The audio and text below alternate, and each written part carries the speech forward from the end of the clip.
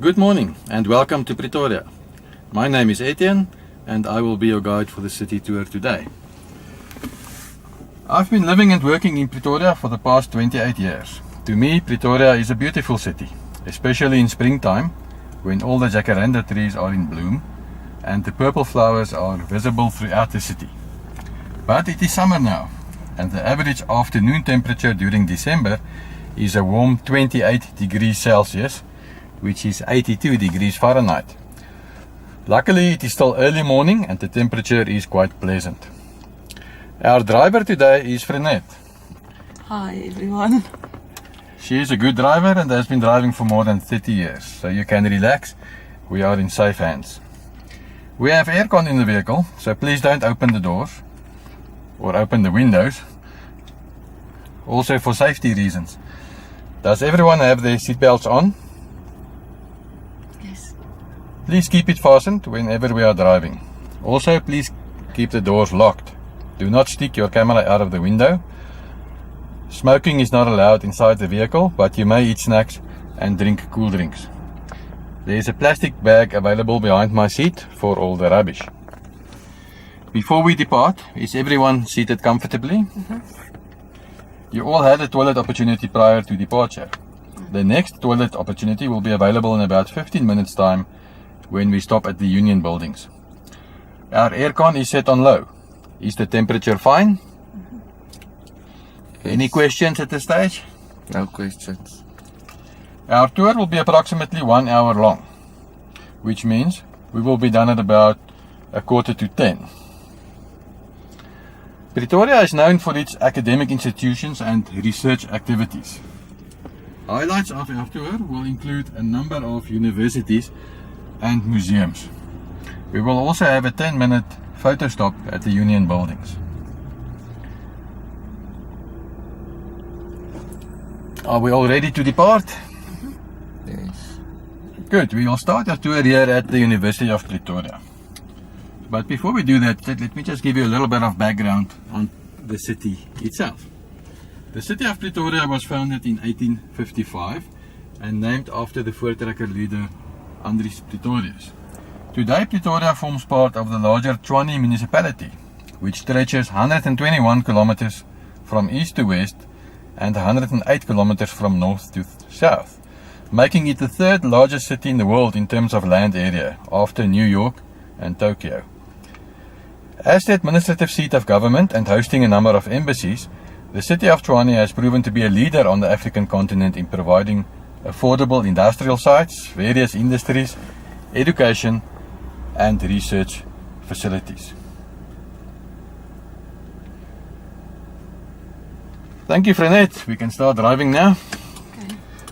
We start our tour here at the University of Pretoria, which is on your right hand side. UP is a multi-campus public research university established in 1908 with 32 students. Currently there are more than 50,000 students at the university. The Pretoria campus has 77 buildings. The high white building is the Human Sciences building, and coming up on the right hand side is the administration building, which is prominent next to the road. The past 3 months, students have been protesting, mostly for two reasons. Fees must fall is a protest against the high tuition fees, which is indeed very high and seems to be a valid reason to protest.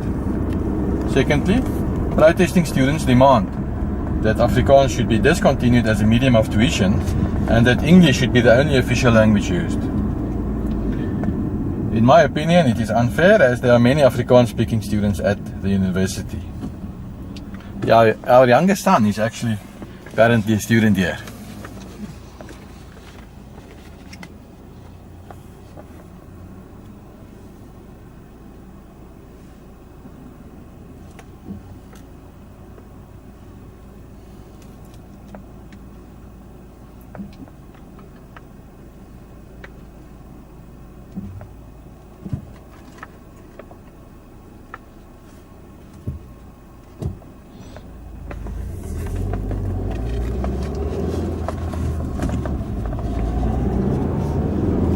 As we go underneath this train bridge, on your right hand side, you will see see the Loftus Versfeld Stadium, and the Afrikaans Hoër Seunskool is on your left hand side.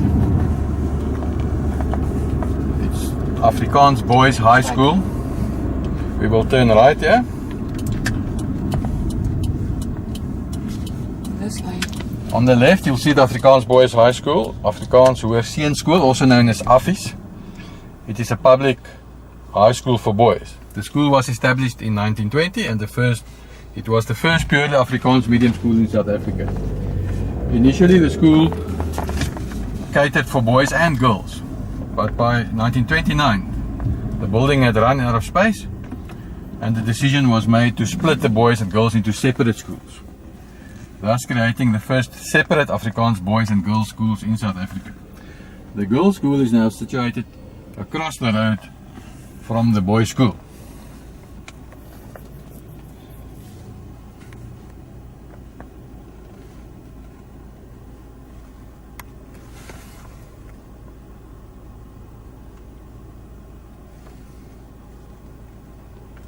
Where's the girls' school?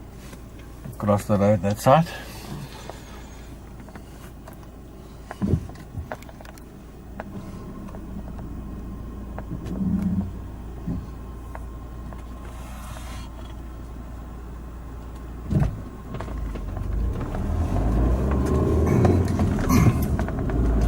On your right, you now see the Loftus Versfeld Stadium.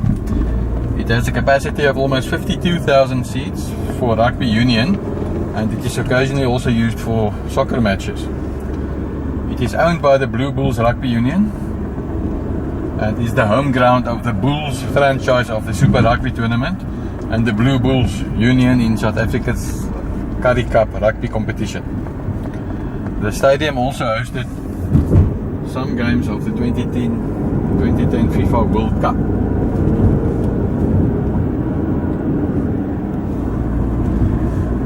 The stadium has also hosted many musical events, including concerts by UB40, Robbie Williams and Celine Dion. It was named after Robert Loftus Versfeld, the founder of organised sport in South Africa, in Pretoria. The site of the stadium was first used for sports in 1906 and has been upgraded on several occasions.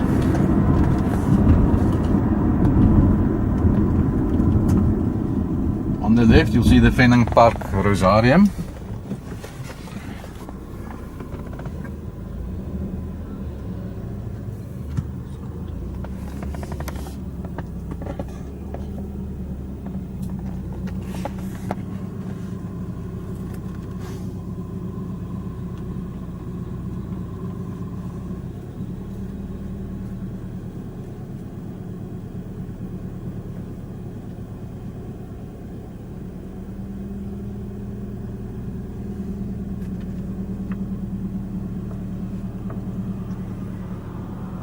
Luckily it's Sunday morning, so there's not much traffic.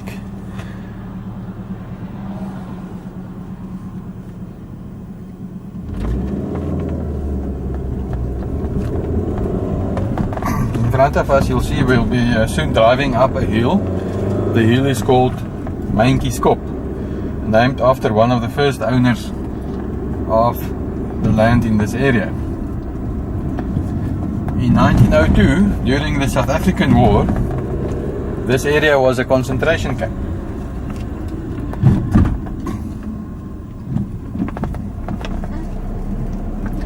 Kop is now significant as the South African presidential estate is on top and on the northern side, while on the southern side we have the Union buildings, which we will visit shortly. The suburb we are driving through is called Brinterian. Towards the top of Kop we get Brinterian Estate, which incorporates the residence of the President of South Africa. Also the Vice President's residence, the Presidential Guest House, many homes of Cabinet Ministers, and there's even a 9-hole presidential golf course and a helipad.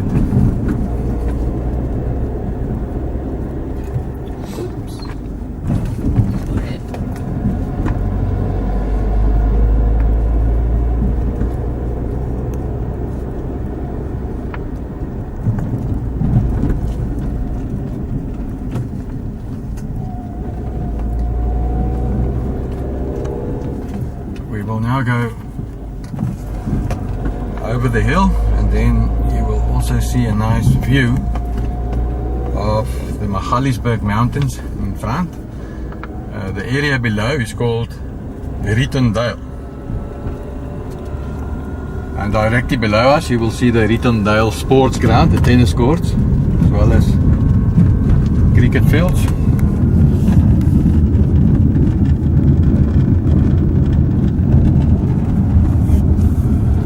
The road we are travelling on now is called Tom Jenkins Road. Tom Jenkins was a mayor of Pretoria in 1944 who owned this area on the northern side of Mentjieskop. It was sold to the government to incorporate into the presidential estate, which was then called Libertas. A condition of sale was that this road, which used to be just a footpath, should be developed into a road for vehicles. During the Second World War, this concrete road was then built by Italian prisoners of war. So this road is more than 70 years old, and in 2007 the Department of Public Works sprayed concrete on the rocks adjacent to the road to assist in stabilizing the road.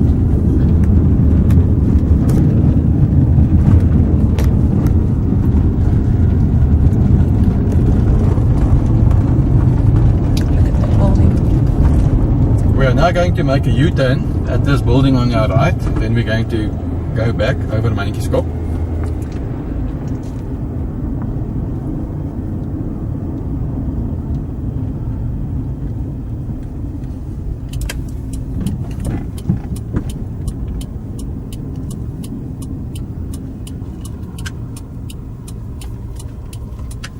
Okay, Frenette, maybe you can just briefly stop here. There's nobody here at the moment.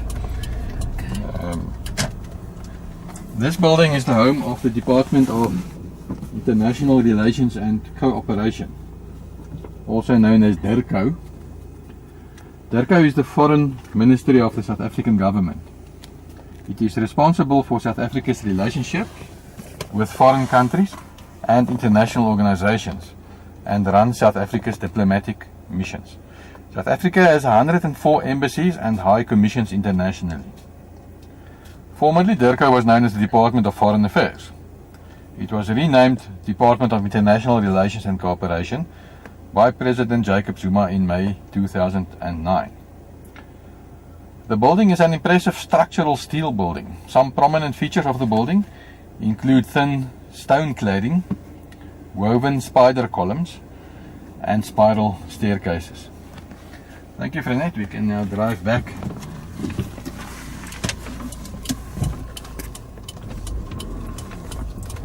As we now drive back, you'll see at the top we have a view of the Presidency, which is the white building on the right hand side on top of Mentjieskop, as well as the Presidential Guest House, which is the building with the red roof on the left.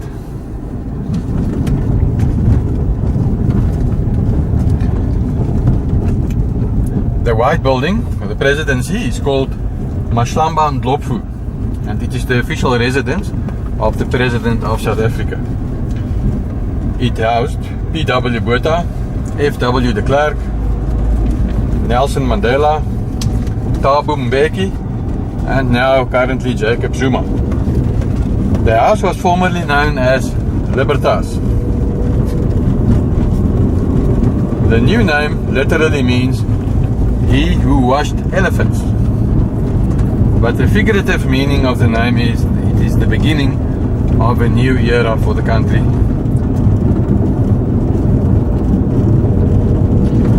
On the left of the road you will see the sprayed concrete over the rocks that I referred to just now. And you'll experience the road as being quite bumpy at this stage.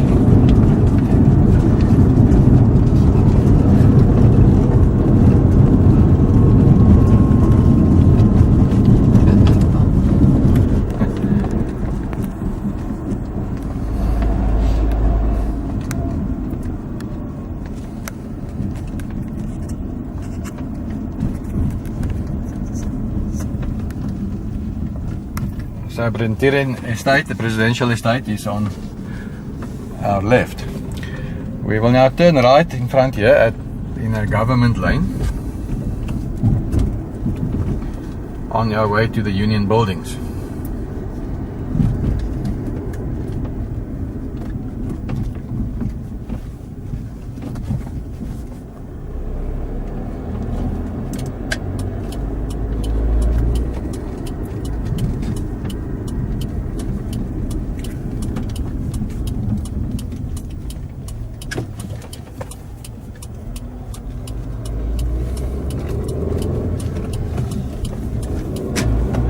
As we drive along in this area, you will see there are many embassies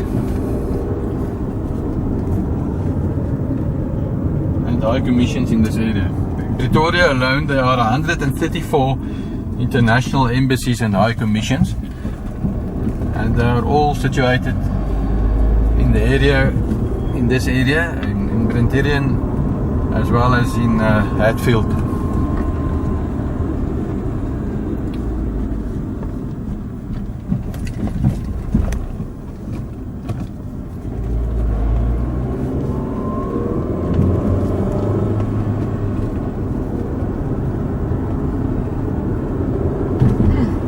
We are now approaching the Union buildings. You'll see them in front of us.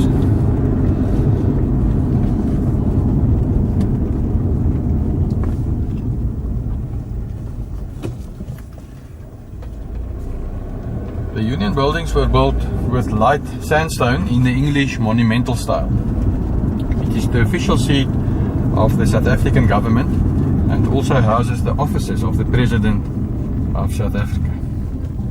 As we enter the area, you will also get a nice view of the city center in front of us.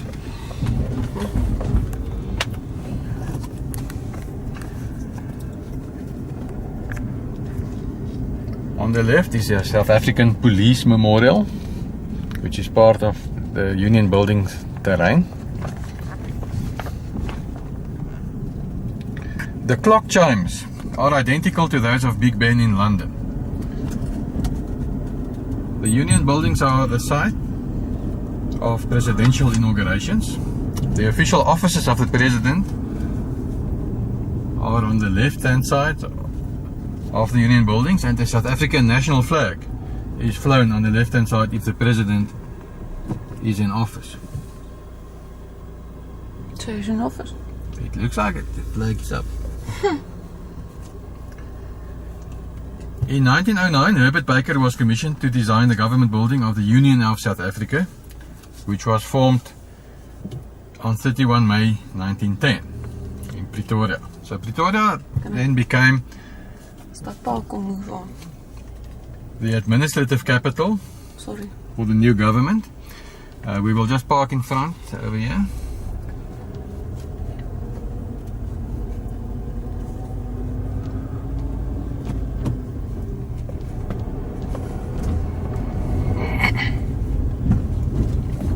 Let's just park over here for now. Okay, but there's no parking. Let's just go on a bit. Okay, yes, parking. There.